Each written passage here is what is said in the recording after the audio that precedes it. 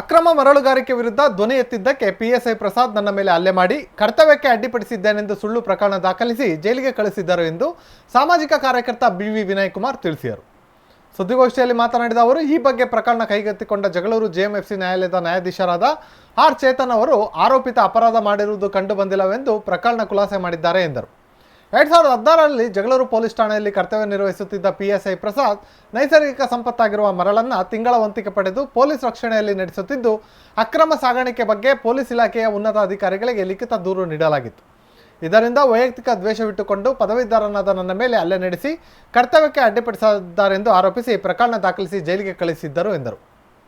ಇಲ್ಲಿ ಜಗಳೂರು ತಾಲೂಕಿನಲ್ಲಿ 2016ರಲ್ಲಿ ಪ್ರಸಾದ್ ಅಂತ ಪೊಲೀಸ್ ಸಬ್ ಇನ್ಸ್ಪೆಕ್ಟರ್ ಇರ್ತಾರೆ.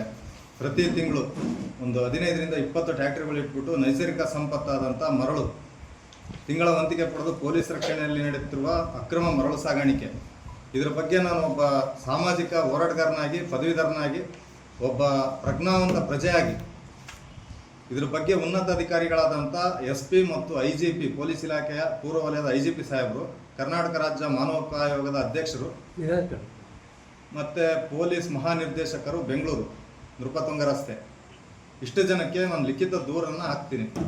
ಏನು ಅಂದರೆ, ನಮ್ಮದು ಬರಪೀಡಿತ ನಾಡು, ಜಗಳೂರು ಬರಪೀಡಿತ ನಾಡು. ಇಂಥದ್ರಲ್ಲಿ ಒಂದು ಅಕ್ರಮ ಮರಳದಂತೆ ನಡೆದರೆ ಅಂತರ್ಜಲ ಕುಸಿಯುತ್ತೆ, ಮತ್ತು ಇಲ್ಲಿ ಪ್ರತಿ ಹನಿ ನೀರಿಗೂ ಮುಂದಿನ ಪೀಳಿಗೆ ಸ್ವಲ್ಪ ತತ್ತರಿಸುವಂತಾಗುತ್ತೆ. ರೈತರಿಗೆಲ್ಲ ಸ್ವಲ್ಪ ಬರಪೀಡಿತ ನಾಡಲ್ಲಿ ಬೆಳೆಯೋಕ್ಕೆ ನೀರಿಲ್ಲದೆ ತತ್ತರಿಸಿ ಹೋಗ್ತಾರೆ, ಸಾಲ ಸೋಲ ಮಾಡ್ಕೊಂಡು ಆತ್ಮಹತ್ಯೆ ಮಾಡ್ಕೊತಾರೆ.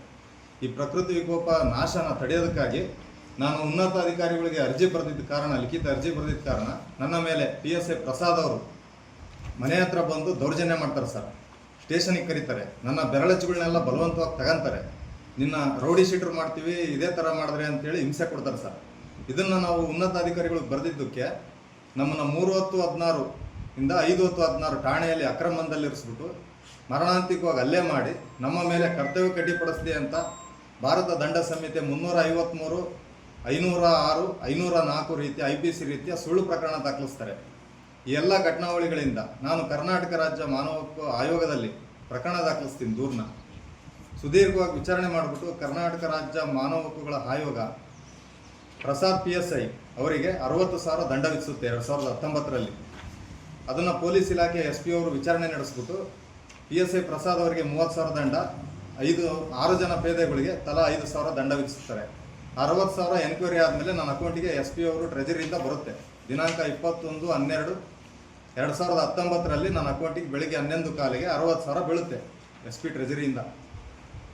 ಎಲ್ಲ ಘಟನಾವಳಿಗಳಿಂದ ನನ್ನ ಮೇಲೆ ದ್ವೇಷಕ್ಕೆ ಮತ್ತು ಇನ್ನೂ ಒಂದು ಜೀವ ಬೆದರಿಕೆ ಮತ್ತು ಅವ್ಯಾಜ ಶಬ್ದದಿಂದ ನಿಂದನೆ ಮಾಡಿದ ಅಂತ ಸುಳ್ಳು ಪ್ರಕರಣ ದಾಖಲಿಸ್ತಾರೆ. ಕಟ್ ಆ್ಯಂಡ್ ಪೇಸ್ಟ್ ವಿಡಿಯೋ ಇಟ್ಕೊಂಡು ಒಬ್ಬ ಎಜುಕೇಟೆಡ್ನ ಹೋಗಿ ನಾವು ಒಬ್ಬನ ಅವನ ಮೇಲೆ ತುಳಿದು ಒಂದು ಒಳ್ಳೆ ಬೆಳೆಯತಕ್ಕಂಥ ಮರನ ಜಿಲ್ಟ ಕೆಲಸ ಮಾಡಿದ್ದಾರೆ. ಅದನ್ನು ಅವರಿಂದನೇ ಪರಿಹಾರ ಆ ಮರನ ಮತ್ತೆ ಬೆಳೆಸಬೇಕಾಗಿತ್ತು. ಅವರು ಏನೋ ಒಂದು ಒಳ್ಳೆ ಬುದ್ಧಿವಂತಿಕೆಯಿಂದ ಅವನೇನೋ LLB ಮಾಡೋಕ್ಕೆ ಹೋಗಿ ಏನೋ ಮಾಡಿದ್ದಾನೆ. ಇದೇ ಒಂದು ಉದ್ದೇಶ ಇಟ್ಕೊಂಡು ಬೇರೆ ಚಟುವಟಿಕೆಗಳಿಗೆ ಹೋದರೆ ಅವರಾಗಿ ನಾವು ನಮ್ಮ ಇವರೇ ಒಬ್ಬನ ದುಷ್ಟನ, ಒಬ್ಬನ ತಪ್ಪಿತಸ್ಥನ ಅಲ್ಲವನ್ನ ತಪ್ಪಿತಸ್ಥನ ಮಾಡಿದರೆ ಅವ್ನು ಬೇರೆ ಮಾರ್ಗಗಳು ಹಿಡಿದ್ರೆ ಅದಕ್ಕೆಲ್ಲ ಯಾರು ಹೊಣೆ? ಅದಕ್ಕೆ ಇದನ್ನು ಎಲ್ಲ ಪರಿಶೀಲಿಸಿ ಅವರಿಗೆ ನ್ಯಾಯಯುತವಾಗಿ ಅವನಿಗೆ ಇವಾಗ ವಯಸ್ಸು ಆಗೋಯ್ತು. ನೆಕ್ಸ್ಟ್ ಅವ್ನ ಲೈಫ್ ಇಲ್ಲ. ಅವನಿಗೆ ಯಾರು ಎಜುಕೇಟೆಡ್ ಆದರೂ ಕೂಡ ಅವ್ನಿಗೆ ಯಾರು ಕೆಲಸ ಕೊಡೋಲ್ಲ, ಅವನಿಗೆ ಯಾರು ಹೆಣ್ಣು ಕೊಡ್ತಾ ಇಲ್ಲ. ಏನೋ ಒಂದು ಅವನು ಇವತ್ತು ನಿರಪರಾಧಿ ಅಂತ ಗೊತ್ತಿರೋದು, ಜಡ್ಜ್ಮೆಂಟ್ ಆಗಿರೋದು ಇದೆಲ್ಲ ಪೇಪರ್ನಲ್ಲಿದೆ. ಬಟ್ ಅವರು ಆರೋಪ ಮಾಡಿರೋದು, ಸ್ಟೇಷನ್ಗೆ ಕರ್ಕೊಂಡು ಹೋಗಿರೋದು, ಜೈಲಿಗೆ ಹೋಗಿ ಸೆಲ್ಗೆ ಹಾಕಿರೋದು ಎಲ್ಲದು ಪ್ರತ್ಯಕ್ಷವಾಗಿ ನೋಡಿದ್ದಾರೆ. ಇದನ್ನೆಲ್ಲರೂ ನೋಡೋಕ್ಕಾಗಲ್ಲ. ಅವನು ಇವತ್ತು ನಿರ್ದೋಷಿ ಅಂತ ಹೊರಗೆ ಬಂದಿದ್ದಾನೆ. ಈ ಕೇಸಿನಿಂದ ಕೇಸೇ ಅವನ ಪರವಾಗಿದೆ. ಇದು ಸುಳ್ಳು ಅಪಾದನೆ ಅಂತ ಹೇಳ್ಬಿಟ್ಟು ಜಡ್ಜ್ಮೆಂಟ್ ಆಗಿದೆ.